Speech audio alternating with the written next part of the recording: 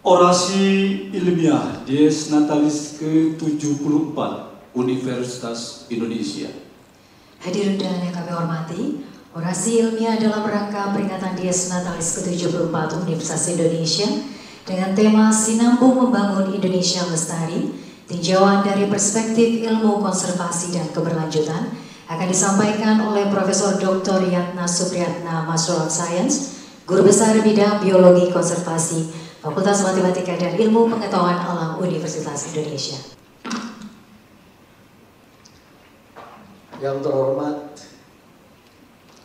Ketua Majelis Wali Amanah dan anggota, Pak Rektor dan jajarannya, Pak Dekan, Ketua IP, Pak Daniel Purdiaso, Bu Haruni dari KLHK, Pak Hartono dari BRGM, Pak Saleh Husin, dan Bapak Ibu sekalian, Assalamualaikum warahmatullahi wabarakatuh. Selamat pagi. Saya mohon baik Bapak Ibu sekalian, saya akan berbicara sesuai dengan pesan. Pak Rektor tadi sudah mengatakan bahwa kali ini saya diminta untuk menjelaskan apa itu sinambung pembangunan dan bagaimana lestari Indonesia. Tentu dari kacamata saya sebagai ahli konservasi dan juga keberlanjutan. Bapak Ibu sekalian, next slide-nya adalah ini outline saya. Next slide-nya adalah ini, Pak. Bapak Ibu sekalian, ini gambar 3 orang hutan. Ya. Tapi mohon maaf jangan disalahartikan 3 itu 3 kontestan pemilu.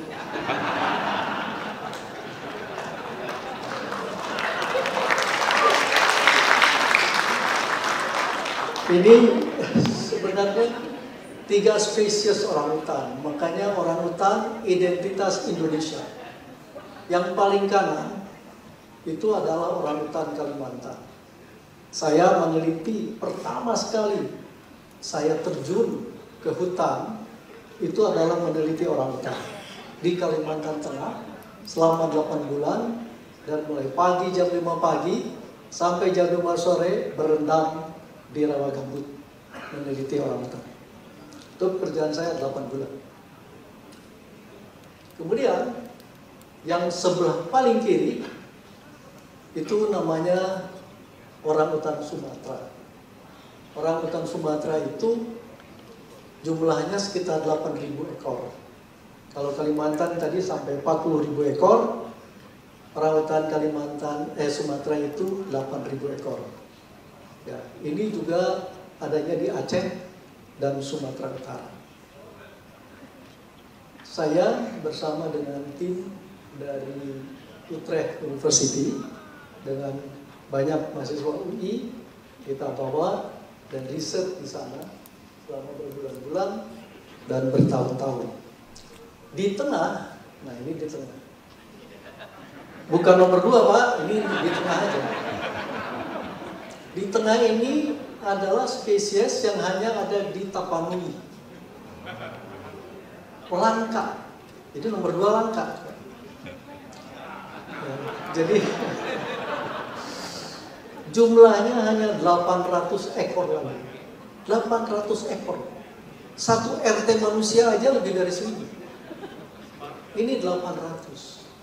Jadi sangat krisis sekali. Ya. Mungkin dengan pembangunan yang sekarang lagi marak di daerah situ, dalam 10 tahun lagi kita tidak akan melihat lagi orang itu. Inilah mengapa pertiwi kita ini akan menangis kalau kita tidak bisa betul-betul melestarikan bumi kita. Ya. Ini betul-betul mengapa 3 spesies utama dari kita tidak ada di dunia Pak, kecuali Indonesia. Kita harus memanfaatkannya dengan baik, bukan hanya kita merenungi dan meratapi Kita harus betul-betul mengerti, dan kalau bisa kita tonton menjadi ekowisata, sehingga ada pendapatan yang baik dan ekonomi berjalan. Next slide, Pak. Di hutan Kalimantan Tengah selama 8 bulan, ya kerjanya itu meneliti. Kemudian yang nomor 2 itu adalah Prof. Jeffrey Shah yang membawa saya ke hutan Amazon. Jadi penelitian saya, master saya itu di hutan Amazon, Amerika Selatan. Kemudian nomor 3 sebelah kanannya adalah Profesor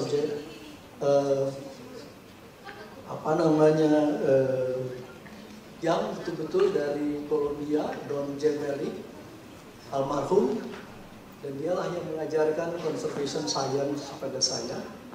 Nomor 4 adalah Profesor Jeffrey Shah.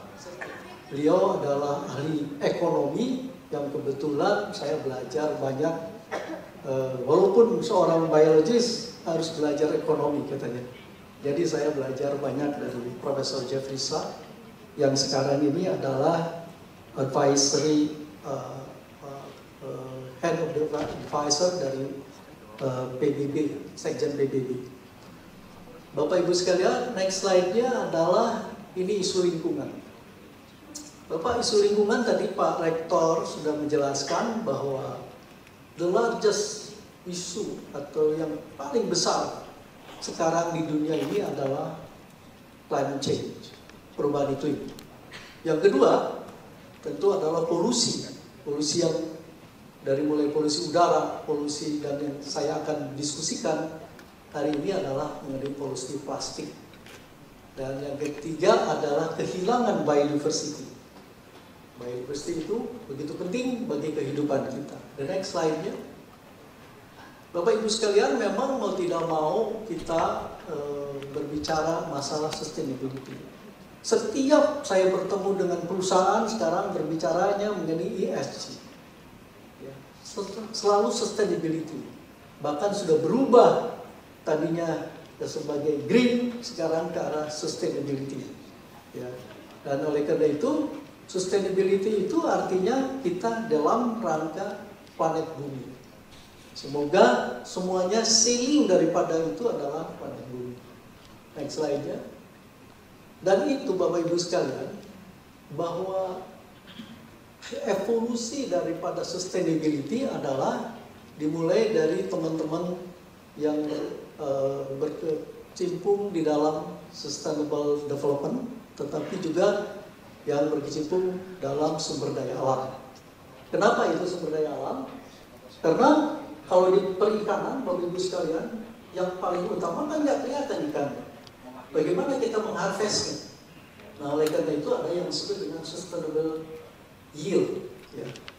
Kalau di kehutanan, selalu kita berbicara masalah sustainable cut, berapa yang bisa di harvest.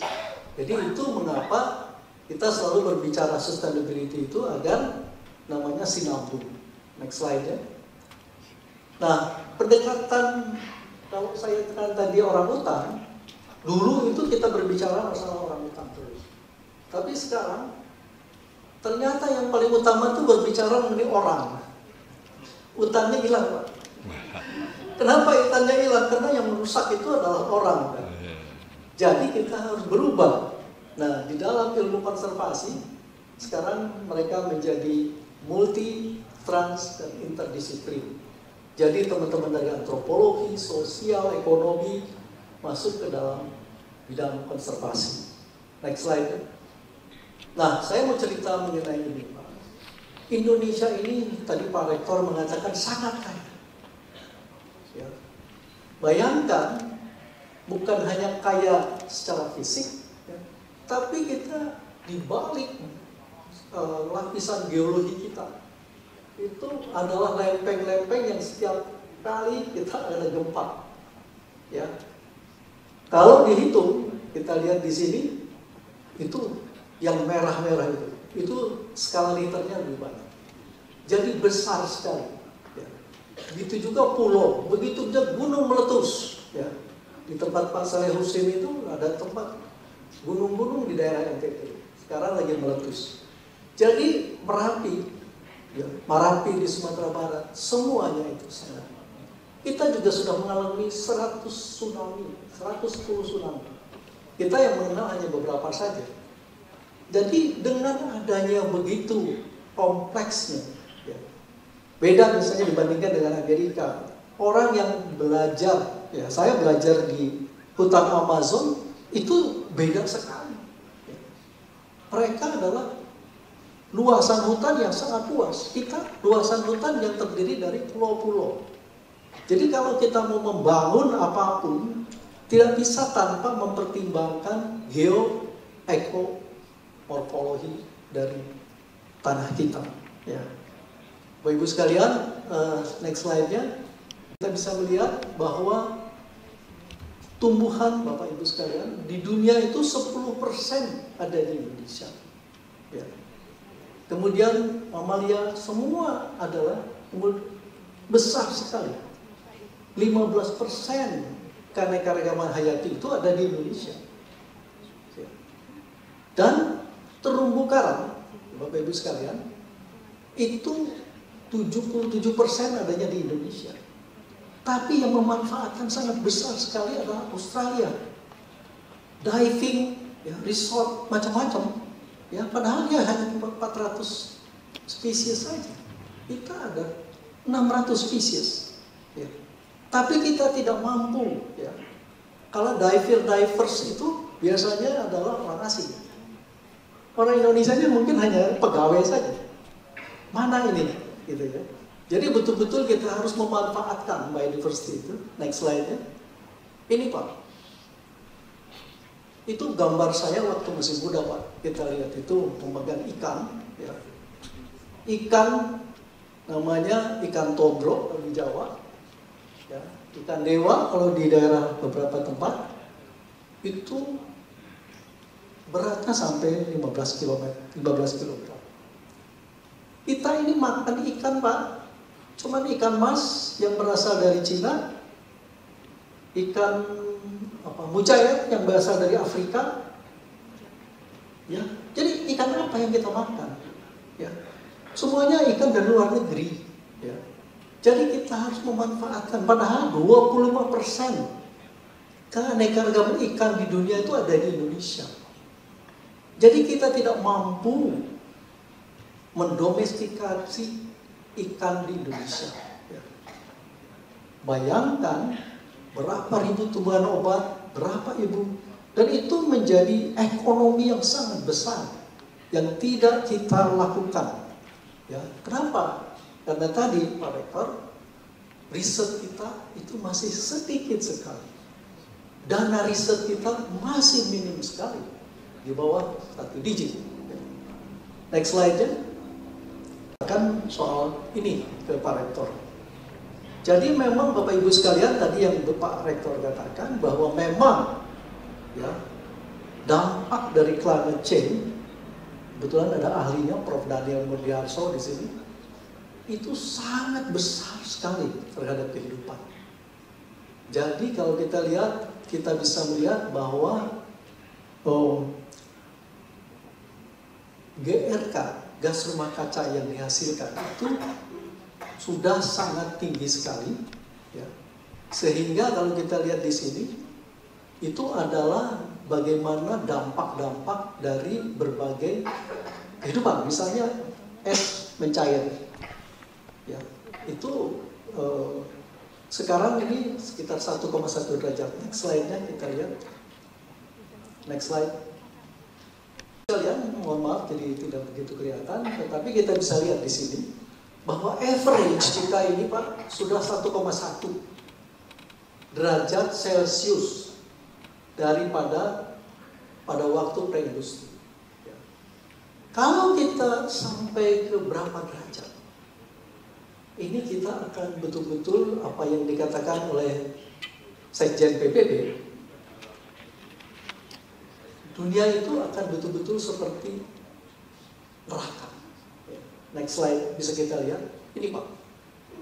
Ya. Jadi ini simulasi saja bahwa kalau 1 derajat sekarang ini sudah mulai es mencair di kutub.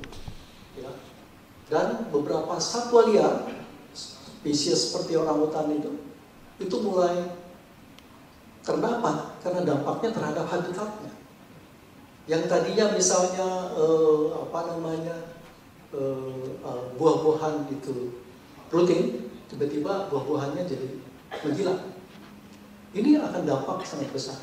2 derajat Bapak Ibu melenyapkan 40% hutan tropis kita. 3 derajat, saya kira kota besar dipenuhi polusi dan lain-lain, dan sangat besar bahwa kenaikan 5 derajat sudah tidak memungkinkan lagi bumi dihuni. Ya. Jadi kita harus mengerem. Kalau tidak bisa ngerem, ini kita naik terus, Pak.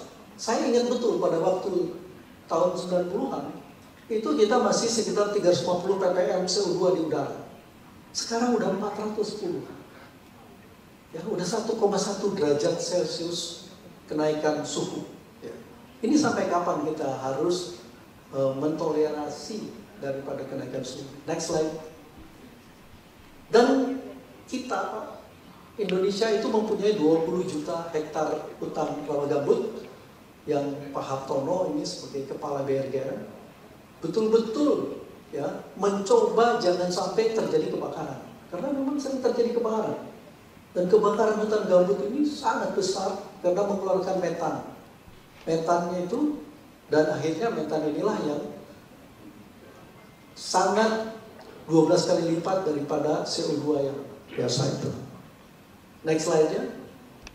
Dan juga Bapak Ibu sekalian, ini dampak climate change pada ekosistem pesisir ya, sangat besar sekali. Kenapa? Akan terjadi sea level rise. Jadi tadi kalau kutub sudah mulai mencair, maka air laut naik. Jakarta sekarang kita lihat ya, karena sudah melihat bahwa Jakarta, Semarang sudah mulai tenggelam ya. Beberapa pulau di luar Jakarta sudah mulai tenggelam. Diperkirakan 2050 itu 2000 pulau di Indonesia. Sampai kapan kita harus bisa menyetop ini? Ya. Kemudian terumbu karang lebih dari 2 derajat ini akan mati. Karena zoosantelanya, kalau dalam bahasa ilmiahnya, zoosantelanya itu keluar dari karang. Akibatnya karang memutih. Kalau karang memutih lebih banyak, 60 juta orang yang sangat nelayan khususnya, yang sangat tergantung kepada ke ikan akan habis, karena ikannya itu berwaya di terumbu karang itu. Jadi kalau itu demikian, maka betul-betul terjadi 60 juta orang nelayan replace, kemana lagi harus cari ikan. Next slide. Bapak Ibu sekalian, ini adalah betul-betul bahwa kita sudah, Indonesia itu sudah bagus ya, sudah mencoba dari mulai awal tahun 1992 ya, ikut terlibat di dalam UNFCCC ya, yaitu United Nations Framework for Climate Change. Dan ini kita sudah betul-betul ikut dan aktif ya di dalamnya. Next slide. Dan meetingnya Bapak Ibu sekalian ini sangat menarik. Setiap tahun meetingnya di seluruh negara, dan dikunjungi oleh berapa Pak? 70.000 orang. Bayangin, ada nggak satu conference yang diseluruhi oleh sampai 70.000? Ada Pak. Karena yang datang itu presiden rata-rata, kemudian menteri, ya, kemudian pengusaha, saintis itu biasanya kecil sekali. Kita UI sudah berkali-kali kita ikut di dalam ini. Jadi Bapak Ibu sekalian, nah tadi Bapak Ibu sekalian, selain ada biodiversity, tentu adalah energi. Energi itu menjadi peran yang sangat besar. Kalau tadi memang 56% itu adalah FOLU, singkatannya Forest and Land Use, jadi hutan yang harus dibicarakan. Kalau yang sekitar 40 dan sekarang itu nyusul-nyusul terus, itu adalah energi. Kita bauran energinya masih kecil, Pak. Dan itulah kita berharap kita berubah menjadi EBP, ya. Jadi betul-betul energi baru dan terbarukan. Next slide. Kita bisa melihat bahwa kita komited kepada dunia untuk mengurangi emisi kita, yaitu sekitar 31,8% dan 43,2%. Apa itu Pak? Ini memang kalau tentang orang awam ini apa sih? Kok banyak sekali? Ya memang next slide kita bisa lihat apalagi ini Pak. Waduh, ini apa nih? Jadi memang ini ceritanya bagaimana menurunkan ya dari komitmen 39 itu menjadi 42 itu dengan bantuan asing itu bisa diturunkan emisi kita. Jadi kalau kita emisi sampai 2030 itu bisa turun, maka ini hebat sekali. Indonesia bisa net zero ya. Tadi dikatakan Pak Rektor net zero itu penting sekali. Next slide. Nah, Bapak Ibu sekalian kembali kepada hutan. Memang sejak tahun pembangunan yang paling dulu awal pada Pak Harto itu sangat mengandalkan hutan. Hutan itu tinggal ditebang, gampang sekali dijual, ya. Tetapi lupa di dalamnya itu banyak sekali, ya. Biodiversity banyak sekali ini. Nah, ini kita bisa melihat terjadilah kebakaran hutan dan memang ini yang dampak yang sangat serius. Next slide. Nah, apalagi kita mengkonversi hutan kita menjadi kelapa sawit dan 17 juta hektar kelapa sawit di Indonesia, 1,5 kali Pulau Jawa itu penuh dengan kelapa sawit. Jadi biodiversity-nya hilang, ya. Karena hutan itu, jadi yang tinggal apa? Yang tinggal ya spesies-spesies yang beradaptasi dengan ini. Kecuali beberapa spesies yang memang di-guarding oleh teman-teman dari KLHK agar tidak terjadi kepunahan. Tapi memang ini mendatangkan uang yang sangat besar. Ini sampai 15 miliar dolar. Ya. Memang ada trade-off kita. Apa kita mau bangun terus kelapa sawit, hancur-hancuran kita, atau kita mau bikin sustainable kelapa sawit, ya, supaya mereka juga, karena apa? EU sudah melantarkan bahwa mereka akan hanya menerima sawit yang tidak ada deforestasi. Wah, itu berat sekali. Next slide-nya.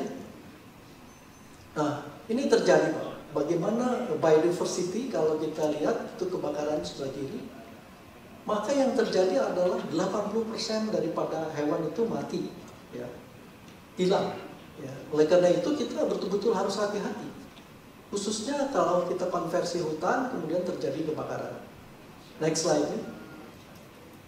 Nah, ini adalah bagaimana biodiversity meningkat, maka resilient terhadap penyakit itu juga meningkat. Apa yang disebut dengan zoonosis. Kalau kita habitatnya berkurang, maka spesies-spesiesnya itu dekat sekali dengan manusia, seperti kalong misalnya, atau kelelawar yang banyak virusnya, itu mau tidak mau akan dekat, ya, dengan manusia. Ya. Dengan demikian terjadilah aspek zoonosis. Oleh karena itu ya kita harus mau tidak mau kita harus betul-betul melihat biodiversity itu yang lebih holistik. Next slide. Juga Bapak Ibu sekalian, ini yang masih kurang Pak Rektor adalah monetizing biodiversity. Itu harus ada teman-teman ekonomi dan teman-teman biodiversity dan teman-teman yang lain. Ya. Bagaimana kita memonetize? Ya. Berapa? Karena biodiversity itu sampai misalnya untuk food product itu sampai 31 billion dollars. Besar sekali. Tapi kita tidak mampu, ya, karena memang knowledge kita masih jauh, ya, mengenai itu. Karena kalau tidak ada transdisiplin atau interdisiplin, maka ilmu itu hanya itu saja. Biologi hanya untuk recognize. Tapi di luar dari itu, ini akan betul-betul hilang. Ya.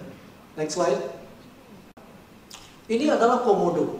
Komodo adalah binatang purba Indonesia. Hanya ada di Indonesia.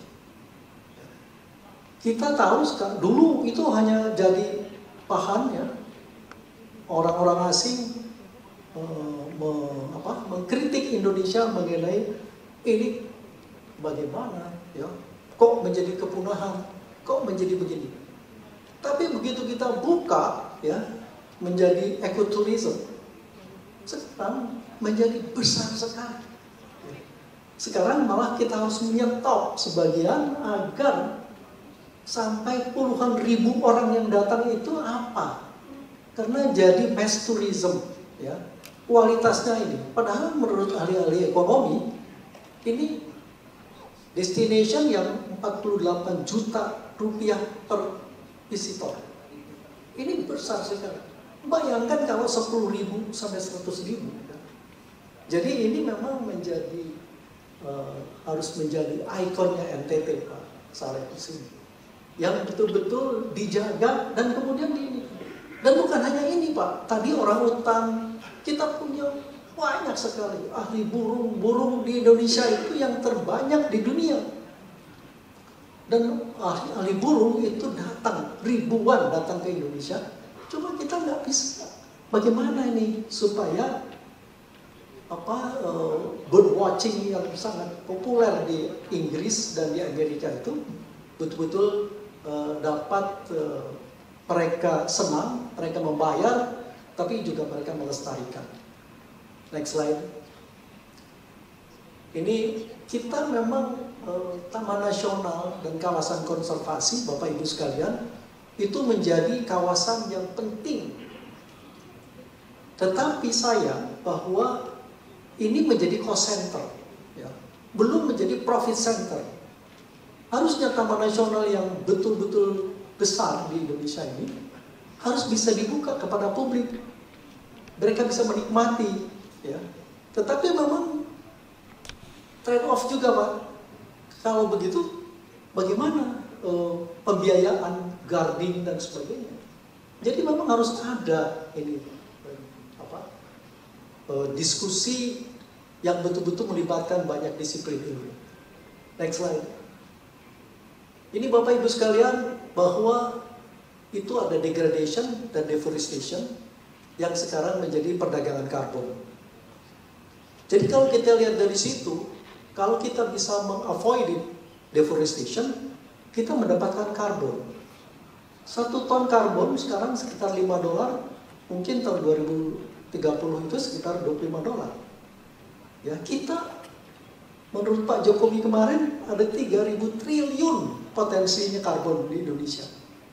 Nah, ini yang harus kita lihat sebagai new economy, new green economy ya, dan ke depan. Ya, next slide. Dan kita reforestasi Bapak Ibu sekalian sudah begitu masif ya dilakukan oleh BRGM, yang berharap bahwa ini juga tidak hanya satu institusi, harus bisa memasyarakatkan seluruh Indonesia. Itu adalah potensi yang sangat besar. Next slide. Perdagangan karbon sudah selesai, artinya sudah siap. Cuma yang datang orang-orang asing Pak. Kenapa? Karena tidak ada. Bagaimana orang Indonesia ya? Kita mampu dengan result based payment negara. Tapi individual ini yang datang ratusan ke Kementerian KLHK adalah betul-betul pengusaha asing. Dia tahu ini bisnis yang sangat besar, new business, green business, baik green maupun blue economy di sini. Ya. Next slide. Nah, saya ganti topik, yaitu mengenai polusi. Di Indonesia itu nomor 2. Polusi plastik terbesar di dunia setelah China. China itu kan 1,4 miliar, kita cuma 200 miliar, tapi kita nomor 2. Ini harus menjadi perhatian yang besar. Karena apa? Karena jangan-jangan nanti laut itu penuh dengan plastik dibandingkan dengan ikan. Filipina ini katanya sudah ada 40% plastik, 60% ikan. Saya tidak tahu di Indonesia belum ada survei yang bagus. Ini membahayakan sekali, apalagi nanti kalau sudah tercerai, next slide, menjadi nanoplastik. Nanoplastik itu Bapak Ibu sekalian kita bisa lihat, semua binatang memakan nanoplastik dan kebanyakan mati. Ya. Bagaimana dengan kita, manusia yang memakan ikan? Kapan kita bisa mengatakan bahwa organik ikan di laut kita, karena banyak mikroplastik. Karena begitu hanyut ke lautan itu menjadi mikroplastik. Ya. Dan itu yang berbahaya. Mungkin dari kesehatan kita perlu betul-betul meneliti ini dampaknya seberapa besar di bumi ini. Next slide. Bapak Ibu sekalian, demikian saya sudah diperingatkan waktunya sudah selesai, tapi harapan saya Bapak Ibu sekalian, betul Pak Rektor, bahwa UI harus betul-betul kita ini lebih kepada multi, inter, dan transdisiplin. Baik dari kesehatan, sosial, ya, engineering, science, semua kita harus betul-betul mencoba menyelamatkan dunia ini dengan keilmuan kita yang ada. Demikian Bapak Ibu sekalian, wassalamualaikum warahmatullahi wabarakatuh. Menutup sidang terbuka Universitas Indonesia. Dengan ini, sidang terbuka Universitas Indonesia dalam rangka Dies Natalis ke-74 Universitas Indonesia secara resmi saya tutup. Hadirin, kami mohon berdiri. Prosesi Rektor Universitas Indonesia meninggalkan ruang sidang.